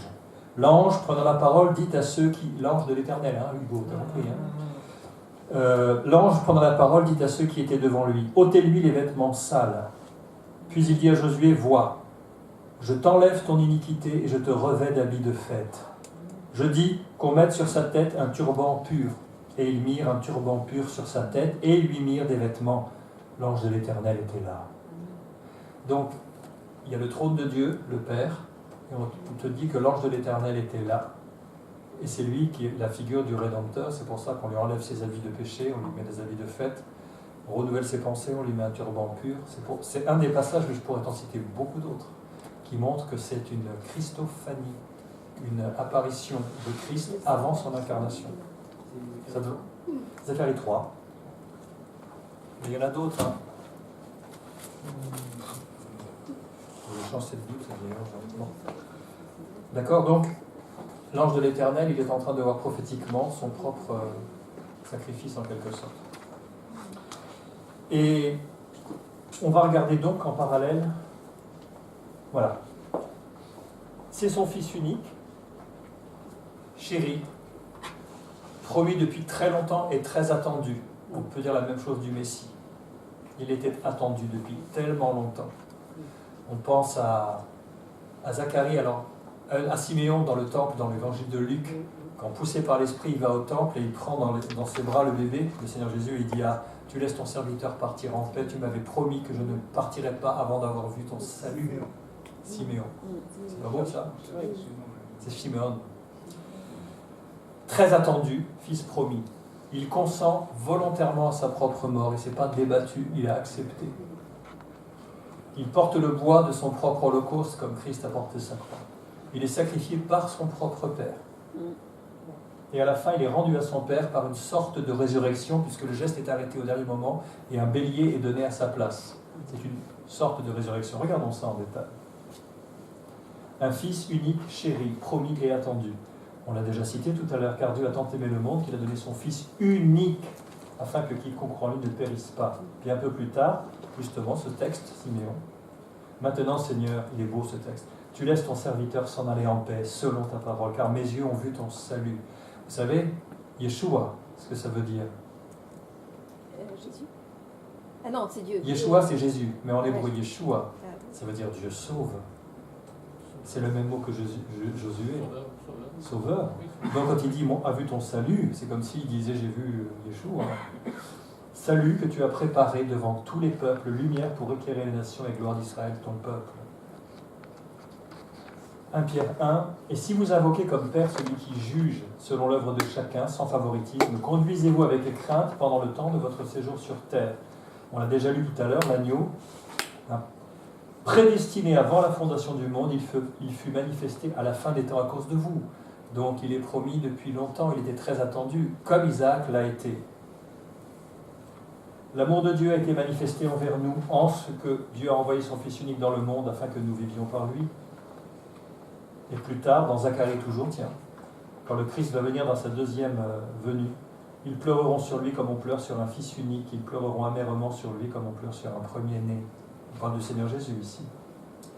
Deuxième critère, il consent à sa propre mort. Ça nous fait penser à quoi? Jésus dit, le Père m'aime parce que je donne ma vie afin de la reprendre. Personne ne me l'ôte, mais je la donne de moi-même. J'ai le pouvoir de la donner, j'ai le pouvoir de la reprendre. Tel est l'ordre que j'ai reçu de mon Père. Parallèle avec Abraham, Isaac et quand même. Hein. Philippiens 2. Alors Philippiens 2, on connaît bien ce passage, on le cite souvent ici. On a parlé des 7 marches descendantes et des 7 marches ascendantes. Existant en forme de Dieu, il n'a pas regardé comme une égalité à arracher d'être égal avec Dieu, mais prenant une forme simple, il paraît comme un simple serviteur, se rendant obéissant jusqu'à la mort, même la mort de la croix. Il y a 7 marches descendantes, et derrière il y a 7 versets avec 7 marches ascendantes. Enfin, pas 7 versets, 7 marches ascendantes. C'est pourquoi Dieu l'a couronné de gloire et d'honneur, etc. Eh bien, on voit qu'il s'est rendu obéissant jusqu'à la mort, même jusqu'à la mort de la croix. Isaac a été obéissant jusqu'à la mort sur cet autel. Mais Christ est venu comme souverain sacrificateur. Dans l'Épître aux Hébreux, chapitre 9, il est dit qu'il a traversé le tabernacle céleste, non avec le sang des boucs et des veaux, mais avec son propre sang, ayant obtenu une rédemption éternelle. Combien plus le sang de Christ, qui par un esprit éternel s'est offert lui-même sans tache à Dieu, purifiera-t-il votre conscience des œuvres mortes afin que vous serviez le Dieu vivant. On voit qu'il porte le bois de son propre holocauste dans Jean. Alors, Pilate, il le livra pour être crucifié. Ils prirent donc Jésus et l'emmenèrent. Jésus, portant sa croix, arriva au lieu du crâne, qui se nomme en hébreu Golgotha. C'est à l'ouest de Jérusalem. Autant le temple est à l'est, là où il y a le mont Morija, Golgotha est à l'ouest. Il est sacrifié par son propre Père. Quand il est à Gethsémane, qu'est-ce qu'il dit Jésus? Non pas ce que je veux, mais ce que tu veux. 2 fois. Enfin, il le dit, il insiste, c'est la volonté du Père. Ça, je pense que ça, c'est ce que tu viens de dire, c'est quand même central. Il est sacrifié par son propre Père, et il fallait qu'il fasse ça, que ce soit le Père qui sacrifie son Fils. Oui. Personne d'autre. Voilà, les gens comprennent que c'était vraiment Dieu qui avait envoyé, qui avait vraiment voulu faire ce sacrifice pour les hommes. Alors, je vais redire tout fort. Ah, tu veux le redire? Oui, en fait, je pense que ce que tu viens de dire est une pensée vraiment centrale. Le fait de dire qu'il fallait que le Père, enfin, c'était le Père qui devait sacrifier le Fils. Il fallait que ça se soit vu pour que ce soit justement quelque chose qui soit su, annoncé. Et puis constaté après, c'est qu'effectivement Jésus a été sacrifié par Dieu. Enfin, Dieu l'a envoyé vraiment pour être un sacrifice pour sauver tous les hommes. Et il fallait vraiment que ce geste soit fait par le Père, même si c'était effectivement dur, mais en même temps c'est aussi préfigurant de ce que Dieu a fait. Exactement. C'est pour ça que, effectivement, il n'y a aucun doute là-dessus, c'était la volonté du Père. Et puis, quand il le dit à plein de reprises dans les évangiles, quand par exemple on vient le capturer au jardin et que Pierre prend son épée et lui dit mais comment les Écritures seraient-elles accomplies? Mais c'est ça qui doit être fait, c'est la volonté du Père. On a du mal à... Vous savez, par rapport à la volonté, on distingue plusieurs volontés pour Dieu.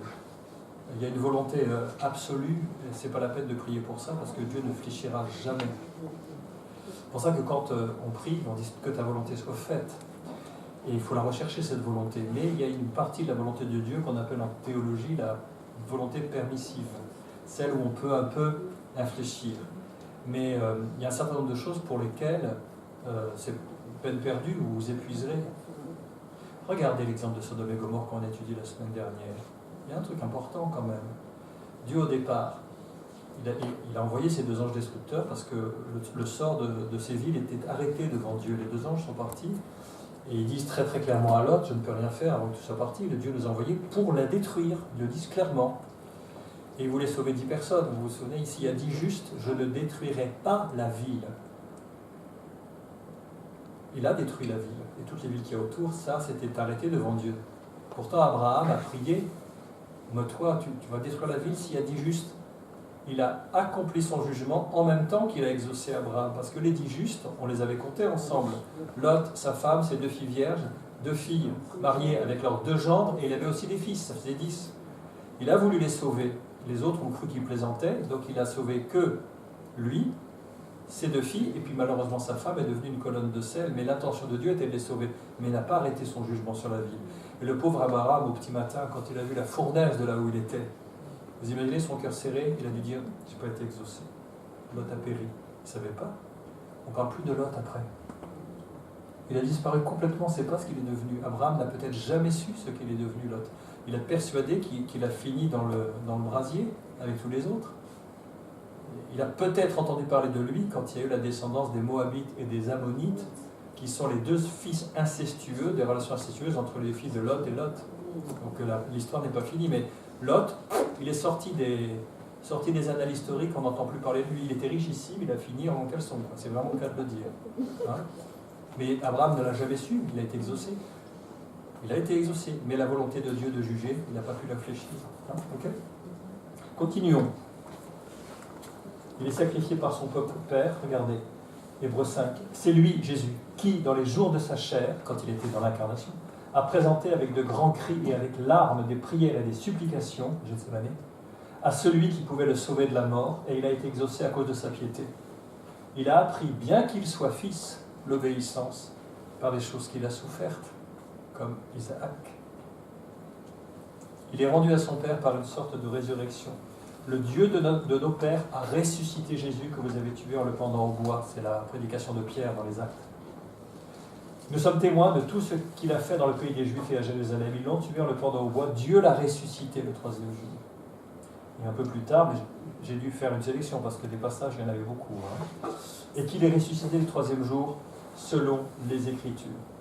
Donc vous voyez, les parallèles sont quand même patents. Il fallait que cet épisode figurât dans la Bible parce que c'est peut-être la plus importante de toutes les préfigurations prophétiques de l'Ancien Testament, tellement claire sur le sacrifice à venir qui était plus grand. Si vous en avez une plus parlante, dites-le moi. Il y a le serpent d'Érable, mais un épisode aussi clair qui marque la personnalité du Fils de Dieu de façon prophétique. Moi, je n'en vois pas au-dessus de ça. Mais je peux me tromper, non? Je ne pense pas. Cherchez, hein. Bon, qu'est-ce qui se passe? Il lève les yeux, ils voient un bélier retenu dans un buisson par les cornes. Alors vous savez, le buisson, c'est un épineux. Un bélier de sacrifice qui a la tête dans les épines. Ça vous rappelle quelqu'un? Même ça, c'est prophétique. Le bélier, la tête dans une couronne d'épines. Et l'offrir en holocauste à la place de son fils. Bon, il y en a un qui devait pousser un gros soupir quand même.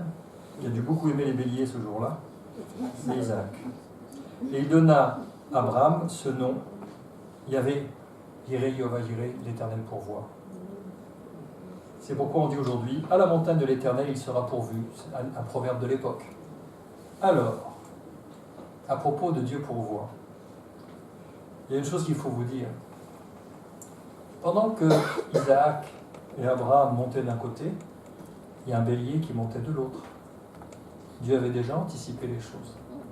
Il l'avait fait monter au bon moment pour qu'il soit là, qu'il se prenne la tête pour être là au bon moment. Ça signifie que souvent, quand on demande quelque chose à Dieu, il a déjà déclenché les choses. Souvenez-vous de Daniel, qui est affligé par le sort de Jérusalem et qui fait un jeûne de 21 jours. Et il y a un ange, Gabriel, qui vient et qui dit « À partir du premier jour où tu as eu à cœur de t'humilier, je suis parti, mais je me suis heurté au roi de machin. » Ça veut dire que parfois on se dit « Ah, j'ai prié pour ça, c'est long à venir, mais Dieu a déjà fait partir la réponse. » Et il y a quelque chose qui est extrêmement intéressant. L'ange de l'Éternel renforce la bénédiction, je le jure par moi-même, il ne peut pas jurer par plus grand que lui, hein, donc il jure par lui-même. Parce que tu as fait cela, que tu ne m'as pas refusé ton fils, ton unique, c'est encore dit pour la troisième fois, je te bénirai, je multiplierai ta postérité comme les étoiles du ciel et comme le sable qui est au bord de la mer, et ta postérité possédera la porte de tes ennemis. Ça c'est nouveau. C'est un ajout aux promesses qui ont été données avant. Tu posséderas la porte de tes ennemis, c'est-à-dire tu auras la supériorité. Toutes les nations de la terre seront bénies en ta postérité parce que tu as obéi à ma voix. Il retourne avec ses serviteurs, donc nous retournerons vers vous, leur disait-il, c'est ce qu'il fait. Il revient, Abraham demeurait à Beersheba. Et là, j'ai un petit ajout. Il y a le bélier qui est monté d'un côté de la montagne, mais quand il rentre, il apprend qu'il y a une certaine Rebecca qui est née de Bethuel.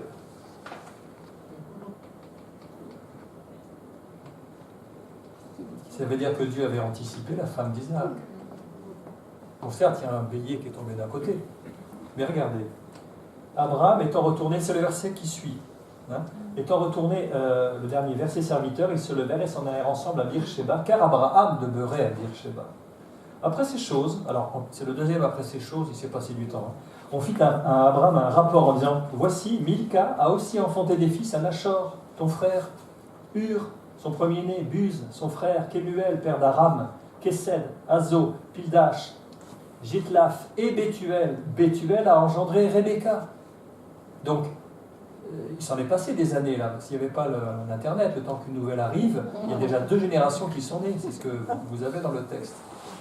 Et on voit plus tard, quand Abraham est vieux, il sait qu'il va mourir et il ne veut pas qu'Isaac prenne une fille des Philistins. Et il envoie son serviteur, qui n'est pas nommé, on ne connaît pas son nom. Il lui dit, va dans la famille de mon frère et trouve une fille pour... Jure-moi, il lui dit, mets la main sur ma cuisse et jure-moi que tu ne lui donneras pas une fille des Philistins. Alors, sur la cuisse, second épudique, c'est un peu plus haut. Vous savez que chez les Romains, plus tard, quand on devait porter un serment solennel, c'est que les hommes qui le faisaient, du temps des Romains, un serment solennel, il venait avec moi-même un grand moment d'histoire, je dirais. Pour ceux qui verront la vidéo, ils ne comprendront jamais ce qu'on est en train de dire. Alors, je ne vais pas en perdre mon latin pour le coup. Les hommes allaient dans le temple et il y a une coutume, on écrivait sur des parchemins des vœux et puis on les mettait sur les stèles où il y avait les statues des dieux pour les rendre témoins de ce qui se passait, mais évidemment le vent, il balançait les paroles. Et le proverbe, les paroles s'envolent, les écrits restent, en fait c'est le contraire du sens premier. Au début c'était les écrits s'envolent, les paroles restent. C'était ça le proverbe latin. Parce que quand on voulait vraiment porter un vœu et s'engager, les hommes venaient au temple, ils touchaient leurs testicules et ils disaient que je devienne stérile et que la malédiction tombe sur moi et sur ma lignée, symbolisée par l'organe reproducteur. En latin, testiculus testi, ça donnait témoignage. Testimonis. Eh oui. Bizarre, hein? On va plus dire le mot de cette même manière. Non, tu ne verras plus jamais de la même façon. Témoignage. Voilà. Donc, Abraham, il lui demande, même chose, de poser sa main sur ses parties en disant « Jure-moi ». C'est très important parce que ça représente sa postérité, c'est tout. Hein. Donc, le serviteur qui est une figure du Saint-Esprit, Eliezer, il est une figure du Saint-Esprit. Il est envoyé par le Père pour chercher une épouse pour son fils. Le Saint-Esprit prend l'Église pour Jésus. C'est ce que l'on voit. Donc là, Rebecca, au moment où tout cela est en train de se passer, Dieu il traite plein de dossiers en même temps. Il a déjà prévu Rebecca pour Isaac. Donc ça ne pouvait pas être son intention, effectivement, de sacrifier pour de bon Isaac, hors de question. Il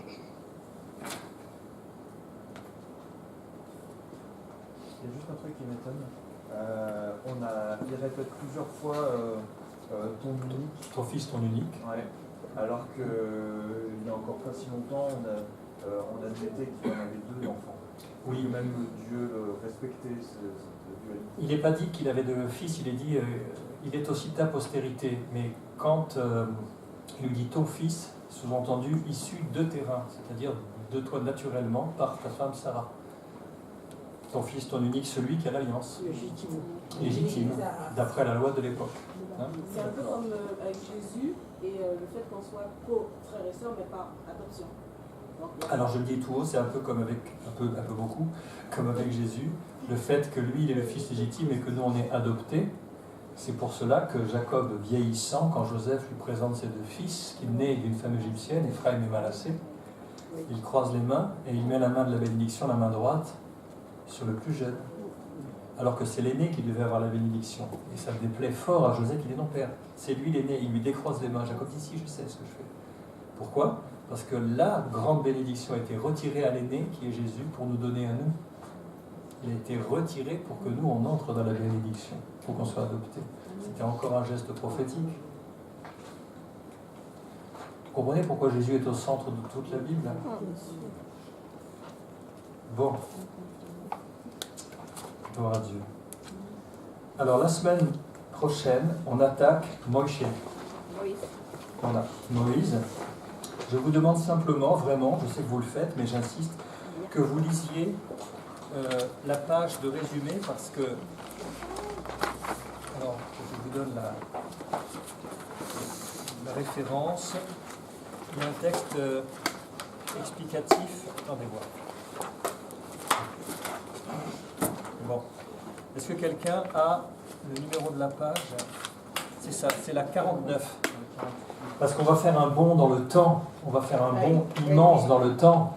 Et là-dedans, évidemment, il y a beaucoup de choses. Il y a toute l'histoire de Jacob qui prend des tas de chapitres. Il y a les fils de Jacob, il y a l'histoire de Joseph. Il y a beaucoup de thèmes que je n'ai pas le temps de traiter. Mais je les ai résumés ici pour qu'on puisse après faire le branchement entre l'époque que l'on vient de quitter avec Abraham et l'arrivée de Moïse. Il s'est passé 430 années quand même entre les deux. Donc si vous avez le courage, vous pouvez lire toute la Genèse pour arriver à l'Exode. Parce que vous êtes finalement au chapitre 24 ou 25. Bon, 25 c'est pas la mort. Donc n'hésitez pas à le faire. Comme ça on entrera avec les idées claires dans le contexte de Moïse. Thierry, est-ce que tu veux bien, avec l'aide du micro, prier pour qu'on ne soit pas au milieu de toutes ces choses, s'il te plaît.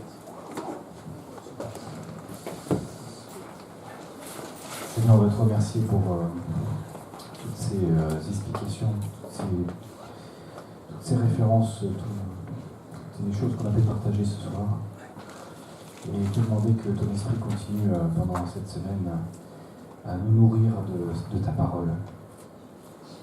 Merci d'ouvrir nos yeux spirituels, et que nous puissions à notre tour, grâce à cette source d'eau vive, apporter aussi autour de nous le témoignage de ce que tu as fait, dans notre vie, de qui tu es, et que ça puisse être un accomplissement, que nous puisse être une source d'eau vive de ton esprit. Au nom de Jésus. Amen. Amen. Dimanche. Bon mercredi. Bon mercredi pour ceux qui...